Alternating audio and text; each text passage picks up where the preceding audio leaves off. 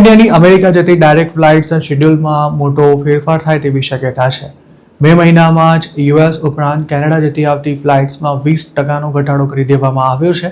તેવામાં ઓગસ્ટ 2026 સુધીમાં શિકાગો સહિતની ફ્લાઇટ્સ હંગામી ધોરણે રદ થવાની શક્યતા છે.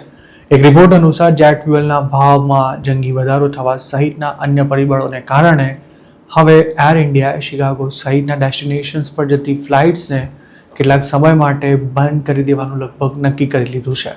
બિઝનેસ લાઇનના એક રિપોર્ટ અનુસાર air India oil marketing company સાથે સતત કોન્ટેક્ટમાં હતી, પણ ATFની પ્રાઇસમાં કોઈ વાટાઘાટ ન થઈ શકતા આખરે એરલાઇને ઢગલાબંધ ઇન્ટરનેશનલ ફ્લાઇટ્સ રદ કરવાનો નિર્ણય લીધો છે.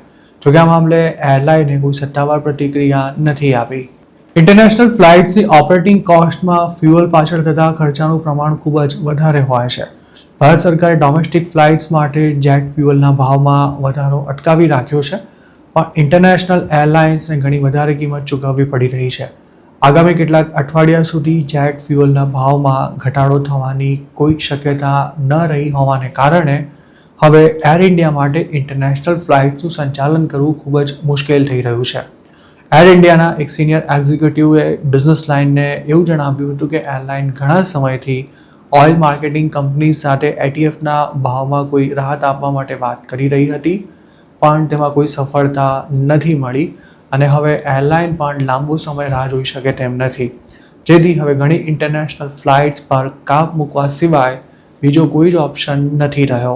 એવી પણ અટકળો છે કે એર ઇન્ડિયા જેમાં ખાસ માર્જિન ન મળતું હોય તેવા રૂટ્સ પર જૂનથી ઓગસ્ટના ગાળામાં ઘણી ફ્લાઇટ્સ રદ કરી દીધી છે.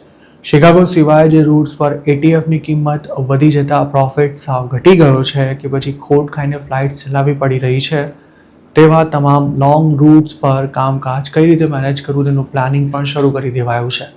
મે મહિનામાં જ એર ઇન્ડિયા ઘણા ઇન્ટરનેશનલ રૂટ્સ પર જતી આવતી ફ્લાઇટ્સની સંખ્યામાં 5થી 25% જેટલો કાપ મૂકી ચૂકી છે.